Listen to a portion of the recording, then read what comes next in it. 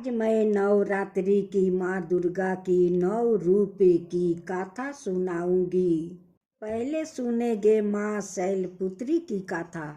नवरात्रि के पहले दिन माँ शैलपुत्री की पूजा की जाती है। पुराणों के अनुसार माता शैलपुत्री का जन्म पर्वतराज हिमालय की पुत्री के रूप में हुआ था, इसलिए उनका नाम शैलपुत्री है।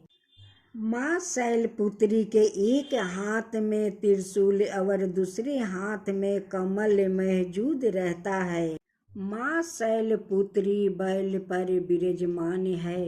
माँ शैलपुत्री को संपूर्ण हिमालय पर्वत समर्पित है। माँ शैलपुत्री का नवरात्रि का पहला दिन विधि पूर्वक पूजन करने से शुभ फल प्राप्ति किया जा सकता है। माना जाता है कि जिसकी कुंडली में मंगल की स्थिति खराब हो, उन्हें माँ शैलपुत्री की पूजा करनी चाहिए। माता को सफेद वस्तु पसंद है, इसलिए पूजा में सफेद फल फूल और मिष्टान चढ़ाना होता फलदायी है। कुंवारी कन्याओं का इस व्रत को करने से अच्छे वर की प्राप्ति होती है। माँ शैलपुत्री का पूजा व्रत करने से जीवन में अस्थिरता आती है।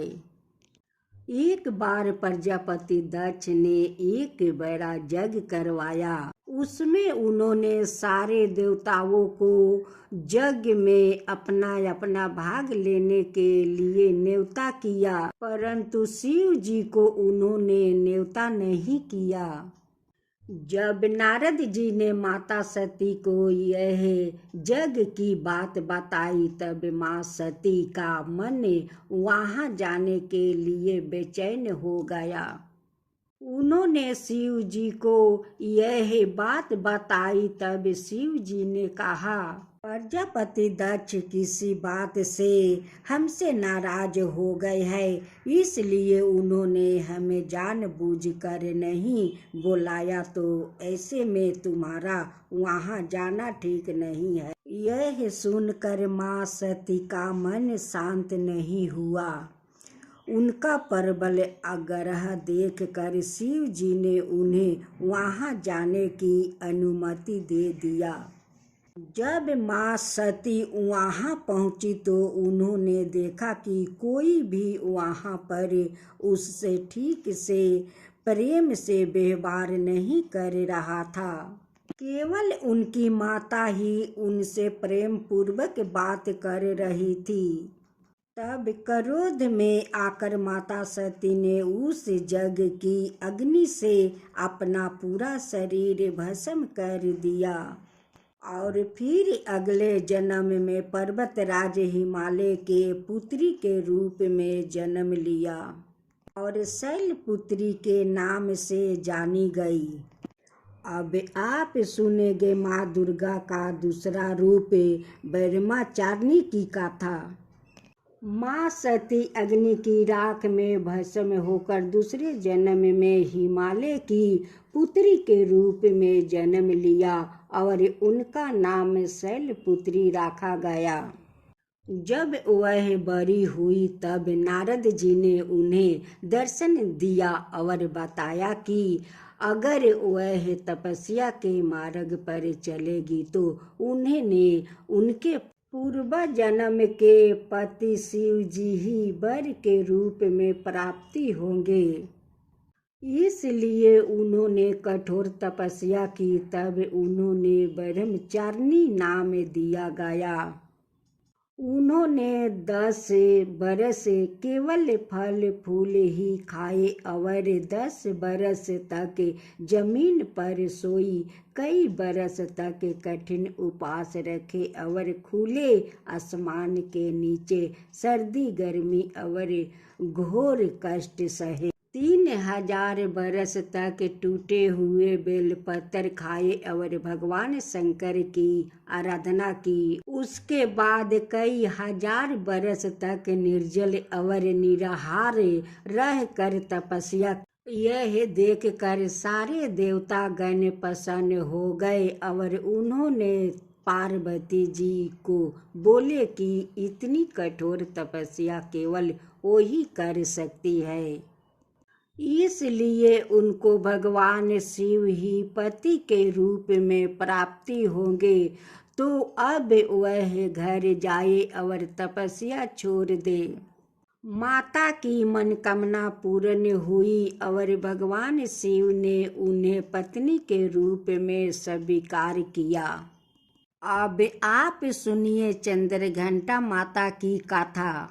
नवरात्रि के दिन तीसरा दिन माँ चंद्रघंटा की पूजा की जाती है।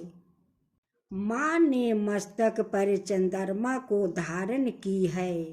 देवी की सवारी बाघ है और 10 हाथों में कमल, धनुष, बाण, कमंडल, गादा, पुष्प जैसे अस्त्र है। इनके कंठ में स्वस्ति पुष्प की माला और सिर पर मटुक है। अपने दोनों हाथों से वह साधकों को चिरायु, आरोग्य और सुख संपत्ति का वरदान देती है। माँ चंद्रघंटा की पूजा नवरात्रि के तीसरे दिन करने से भक्तों को जन्म जन्मांतर के कष्ट से मुक्ति मिल जाती है। प्राचीन समय में देव और देवों का युद्ध लंबे समय तक चला। देवों के राजा इंद्र और राक्षसों के राजा महिषासुर थे। इस युद्ध में देवताओं की सेना राक्षसों से पराजित हुई और एक समय ऐसा आया कि देवताओं विजय प्राप्ति कर महिषासुर सवाए इंद्र बन गया। उसके बाद देवता भगवान विष्णु और शिव जी के शरण में गए और उन्होंने बताया कि महिषासुर ने सूर्य, इंद्र, अग्नि, बाहु, चंद्रमा और उनको बंधक बनाकर सवाए स्वर्गलोक का राजा बन गया। यह सुनकर भगवान विष्णु और शिव जी को अत्यंत क्रोध आया। इस समय ब्रह्मा, विष्णु और शिव जी के क्रोध के कारण एक महातेज प्रकट हुआ और अन्य देवताओं के शरीर से भी तेज माया शक्ति बनकर एकाकार हो गई। यह तेज माया शक्ति एक पर्वत की समान थी। उसकी ज्वाला 10 दिशाओं में व्याप्त होने लगी, जिसके प्रभाव से तीनों लोक भर गए। समस्त देवताओं के तेज से प्रकट हुए देवी को देखकर देवताओं की खुशी का ठिकाना ना रहा। भगवान शिव ने उन्हें एक त्रिशूल दिया और भगवान विष्णु ने उन्हें एक शस्त्र प्रदान किया। इसी प्रकार सभी देवताओं ने देवी को अनेक प्रकार के अस्त्र शस्त्र दिए। इंद्र ने अपना वज्र और एक घंटा देवी को दिया। इसी प्रकार सभी देवताओं ने मिलकर देवी के हाथ में अनेक प्रकार का अस्त्र शस्त्र सजा दिए और वाहन के रूप में बाघ को दिया। और इसके बाद माँ चंद्रघंटा ने महिषासुर और उसकी सेना के साथ युद्ध किया और महिषासुर एवं अनेक अन्यायी राक्षसों का वध कर दिया। अब आप कुष्मांडा माता की कथा सुने। नवरात्रि के चौथे दिन माँ कुष्मांडा की पूजा की जाती है।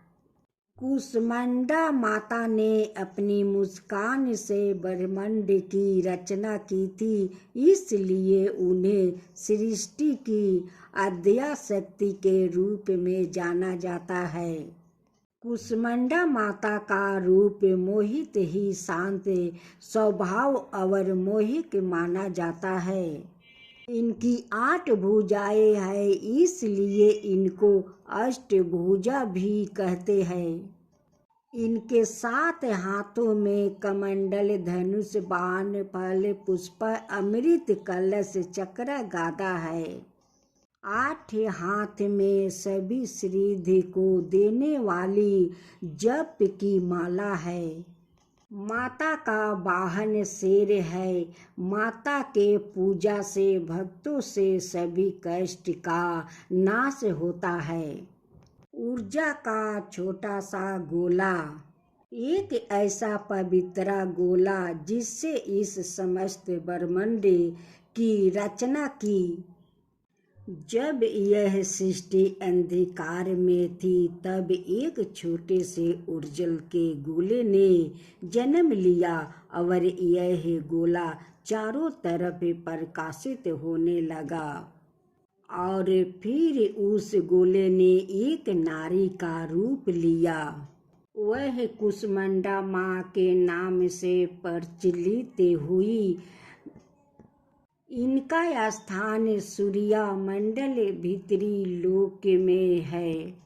सूर्य मंडल में निवास करने की क्षमता और किसी में नहीं है। माता ने सबसे पहले 3 देवियों की रचना की। वह 3 देवियों माँ लक्ष्मी, माँ काली और माँ सरस्वती थी।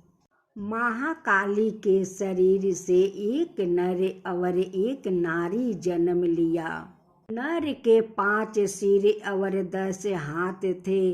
उनका नाम शिव रखा गया। और नारी का 1 सिर और 4 हाथ थे। उनका नाम उन्हें सरस्वती रखा। महालक्ष्मी के शरीर से एक नर और एक नारी का जन्म हुआ। नर के नाम लक्ष्मी रखा गया। फिर माता सरस्वती के शरीर से एक नर और एक नारी का जन्म हुआ। नर का 1 सिर और 4 हाथ थे। उनका नाम विष्णु रखा। और महिला का 1 सिर और 4 हाथ थे। उसका नाम शक्ति रखा। माँ ने भगवान शिव को शक्ति, ब्रह्मा जी को सरस्वती और विष्णु जी को लक्ष्मी। माँ ने भगवान शिव को शक्ति, ब्रह्मा जी को सरस्वती और विष्णु जी को लक्ष्मी पत्नियों के रूप में वरदान किया। माँ ने उनके देवी देवताओं की रचना की, इसलिए इन्हें सृष्टि की रचयिता माना जाता है। अब आप सुने स्कंद माता की कथा। नवरात्रि के 5वां दिन माँ स्कंद माता की पूजा की जाती है। स्कंद माता का नाम 2 शब्दों से मिलकर बनता है। स्कंद और माता। स्कंद भगवान कार्तिकेय का दूसरा नाम है। कार्तिकेय भगवान शिव और माता पार्वती के पुत्र है। इसलिए स्कंद माता का अर्थ है कार्तिकेय की माता। माता की 4 भुजाएं हैं। वह एक हाथ में कार्तिकेय को पकड़े हुए है, दूसरे और तीसरे हाथ में कमल रखती है और चौथे हाथ से भक्तों को आशीर्वाद देती है। उनका वाहन शेर है और वह कमल पर विराजमान है। स्कंद माता विशुद्ध चक्र की अधित्री देवी। विशुद्ध चक्र हमारे गले के उभरे हुए भाग के ठीक नीचे स्थित होता है। स्कंद माता की पूजा करने से विशुद्ध चक्र जागृत होता है और उस भक्ति को वाणी की सिद्ध प्राप्ति होती है। भक्ति का आयुष्य बढ़ता है और वह विद्वान बनता है। इनकी पूजा से 16 कलाओं और 16 विभूतियों का ज्ञान होता है। सती जब अग्नि में जल कर भस्म हो गई, उसके बाद शंकर भगवान ने संसारी के मामलों से दूर हो गए और कठिन तपस्या में लाग गए। उसी समय देवतागण ने तारकासुर के अत्याचार भोग रहे थे। तारकासुर को वरदान था कि केवल भगवान शिव की संतान उसका वध कर सकती है। बिना सती के संतान नहीं हो सकती थी। इसलिए सारे देवता भगवान विष्णु के पास गए। तब विष्णु ने उनको कहा कि यह सबकी वजह आप लोग ही हो। अगर आप सब राजा दक्ष के वहाँ बिना शिव जी के नहीं गए होते तो सती को अपना शरीर नहीं छोड़ना पड़ता। माँ पार्वती की हजारों वर्ष की तपस्या के बाद भगवान शिव उससे विवाह करते हैं। उन दोनों की ऊर्जा से एक ज्वलंत बीज पैदा होता है। उस बीज से 6 मुख वाला कार्तिकेय जन्म लेता है और फिर कार्तिकेय तारकासुर का एक भयंकर युद्ध में वध कर देता है। तभी से अस्कंत माता 1 बरस श्रेष्ठ पुत्र कार्तिकेय की माता के नाम से जानी जाती है। नवरात्रि के छठे दिन माँ कात्यायनी की पूजा होती है। माँ कात्यायनी की पूजा करने से भक्तों को अर्थ, धर्म, काम और मोक्ष चारों फलों की प्राप्ति हो जाती है। सभी रोग, भय आदि दूर हो जाते हैं। माँ कात्यायनी की कृपा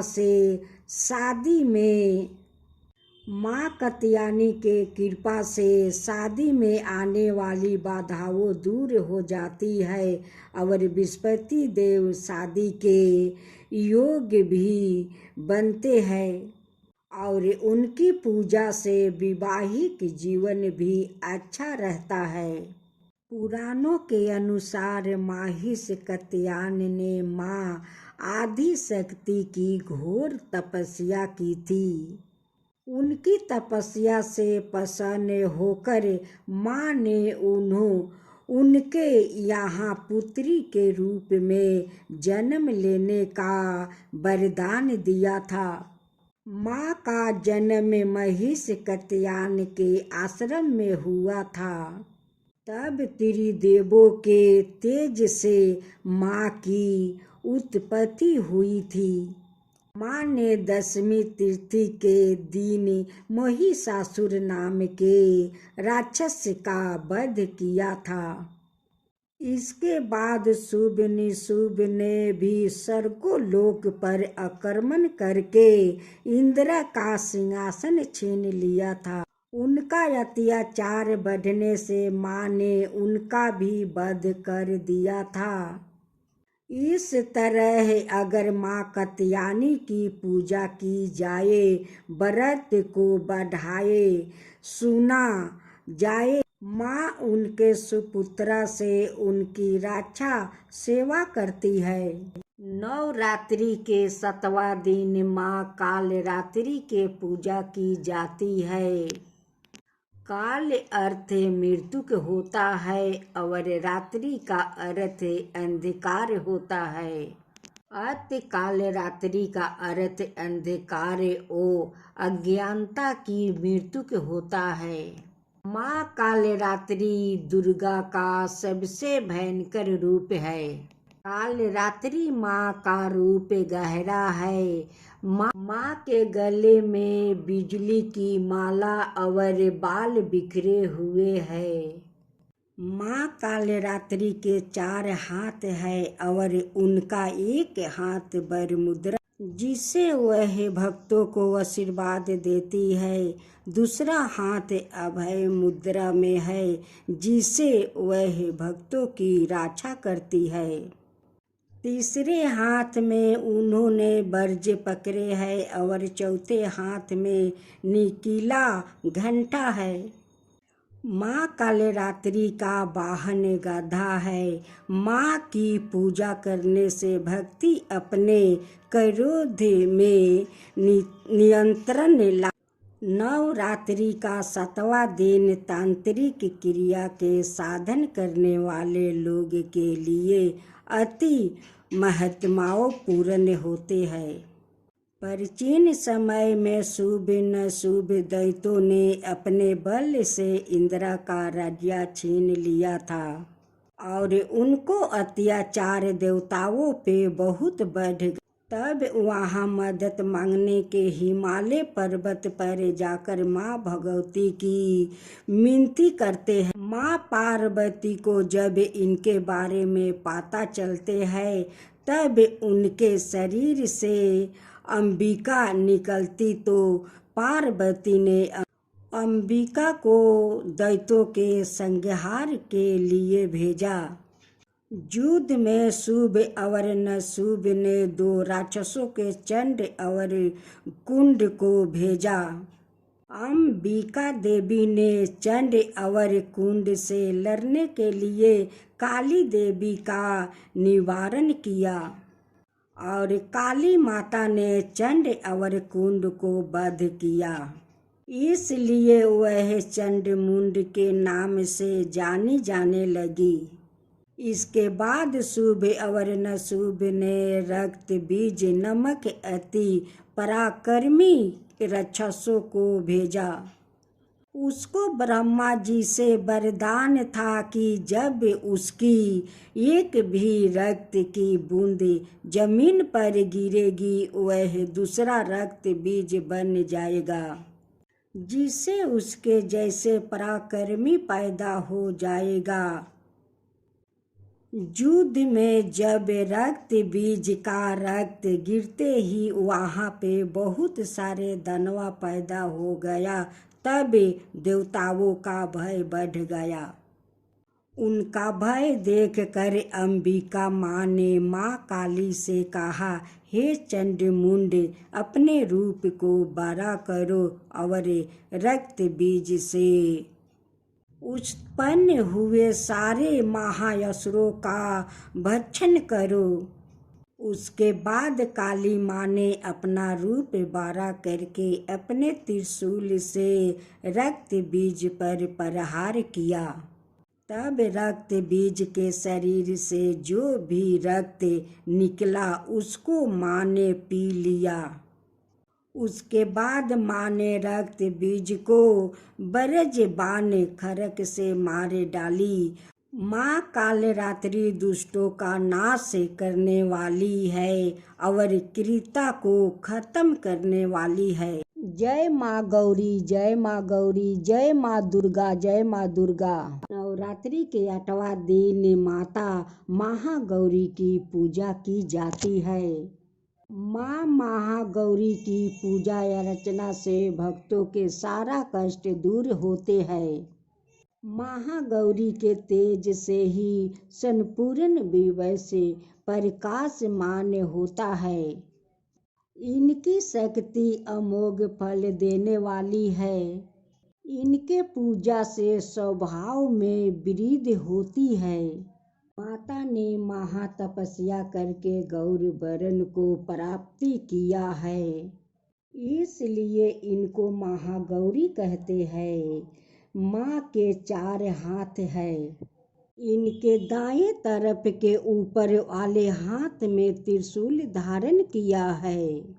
नीचे वाले हाथ में वरदानी मुद्राओं में है। बाएं तरफ के ऊपर वाले हाथ में अभय मुद्राओं धारण किए हुए है और नीचे वाले हाथ में डमरू को धारण किए है। माँ का वाहन बैल है। माता पार्वती ने शिव जी के लिए कई साल तक कठोर तपस्या की थी। जब भगवान शिव उससे प्रसन्न हुए तब उन्होंने माता को वरदान मांगने को कहा। माता ने वरदान में उन्हें मांग लिया। माता के कई साल तक जंगल में रहने से और भूखे प्यासे रहने से वह काफी दुबल और उनका रंग काला हो गया था। इसलिए शिव जी ने उन पे कमंडल डालकर उन्हें गौर वरण दिया। तब से वह महागौरी के नाम से जानी जाती है। दूसरी कथा यह भी है कि जब माता जंगल में तपस्या कर रही थी तब एक सिंह वहां आ पहुंचा और वह भूखे था, इसलिए माता को देखे उस लालच आ गया। परंतु माता तपस्या में लीन थी, इसलिए वह सिंह वहीं बैठा माता की तपस्या खत्म होने का इंतजार कर रहा। सिंह भी तपस्या के दौरान काफी दुबल हो गया, इसलिए जब माता तपस्या से उठी तब उन्होंने सिंह को देखा और उस पे दया आ गई, इसलिए माता ने उसे अपना वाहन बना लिया। तब से माता के दो वाहन है, बैल और सिंह। अब दूसरी कथा। नवरात्रि के 9 दिन माँ सिद्धिदात्री की पूजा की जाती है। सिद्ध का अर्थ अलौकिक शक्ति और दात्री का अर्थ दाता, यह वरदान करने वाली होती है। सिद्धिदात्री का यह सावा रूप सभी दिव्याओं आकांक्षाओं को पूर्ण करने वाली होती है। इस रूप में माँ कमल पर विराजमान है। माता के 4 हाथ है। उनके चारों हाथों में कमल, गदा, चक्र और शंख धारण करती है। माता का वाहन सिंह है। माता अज्ञानता दूर करने वाली है। पुराणों के अनुसार भगवान शिव ने माँ सिद्धिदात्री की पूजा करके सभी प्रकार की सिद्धियों को प्राप्त किया था। उनका आदि शरीर स्त्री का हो गया था, इसलिए उन्हें अर्धनारीश्वर के नाम भी जाना जाता है।